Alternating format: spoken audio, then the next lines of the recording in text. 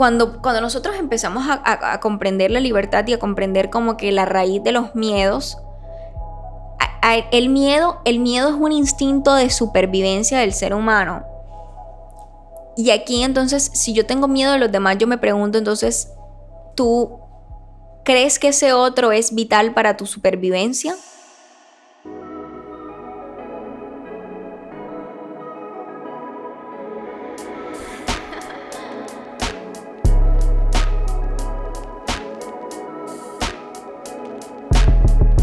Melissa, cállate.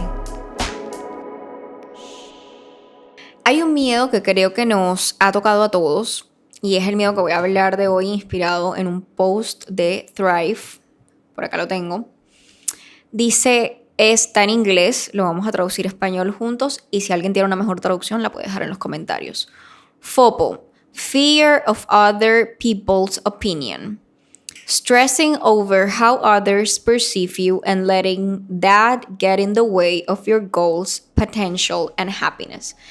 Básicamente, FOPO traduce el miedo a la opinión de otras personas. Creo que ese es un miedo que nos ha tocado a todos.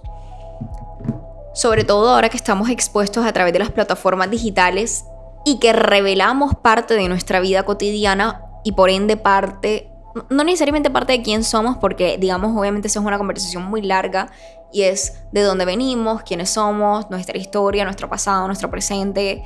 A mí hay una frase en una serie que me encanta de Sense8. Es una serie fuerte, es para mayores de 18 años, así que si eres menor de 18 años, creo que debes consultarlo con tus padres para verla. Pero esta serie, cuando se pregunta el quién es, dice como cuando me preguntas quién eres, ¿a qué te refieres? A mi pasado, a mi presente, a mis miedos, a mis amores, a mis decepciones, un montón de cosas que me parecen fabulosas.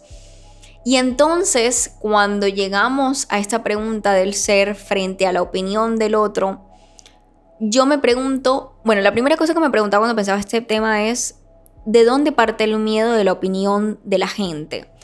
Creo que aquí hay un tema fabuloso y es el tema de la vulnerabilidad que hay de fondo cuando nosotros nos exponemos a los demás y por ende entonces empezamos a sentir este miedo a su perspectiva y a su otreidad, porque nos sentimos entonces expuestos, como desnudos, vulnerables. La vulnerabilidad es una condición del ser humano. Nosotros estamos, aquí recuerdo un poco mis clases de filosofía y comunicación en la universidad, nosotros estamos expuestos y hace parte de nuestra condición humana, el ser vulnerables, el reconocernos que no somos ajenos a lo que nos rodea, sino que nos toca. La pregunta es, ¿hasta qué punto nos toca? Porque entonces aquí hay un segundo planteamiento cuando me llegó este tema a la mesa y me puse a meditarlo, y es si nosotros sentimos la necesidad de conectar con absolutamente todos los seres humanos, porque el miedo de la opinión a los otros parte como si nadie a nosotros nos pudiera rechazar. Y ahí obviamente pues yo tengo como un poco de mala noticia para todo el mundo, y es que al nosotros exponernos, nosotros vamos a ser aceptados por unos y vamos a ser rechazados por otros. Vamos a ser amados por unos, vamos a ser odiados por otros. Y eso hace parte de lo preciosa que es la elección y de la libertad.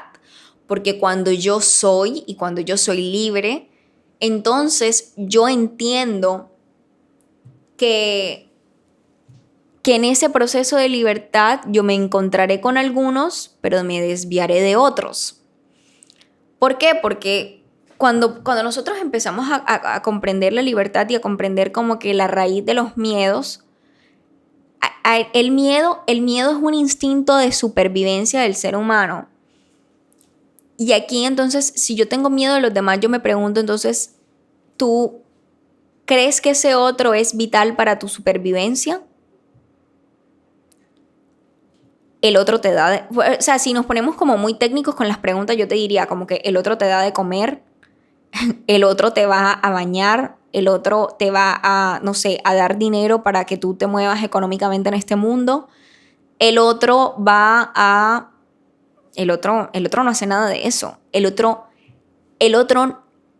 técnicamente, bueno, el otro puede llegar a herirte. Claro, puede llegar a intentar herirte con sus sentimientos, con sus palabras, con sus agresiones.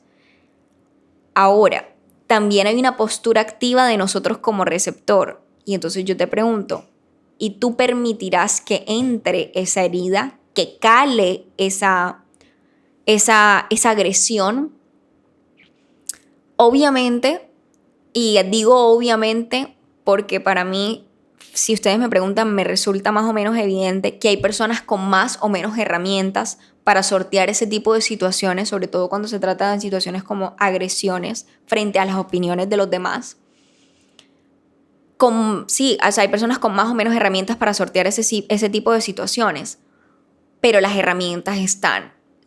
Y aquí yo voy a hacer una breve pausa. Si tú hoy en día crees que no tienes las herramientas suficientes para sortear ese tipo de situaciones, hoy yo te tengo una buena noticia. Tú puedes decidir si dejar entrar o no eso a tu vida.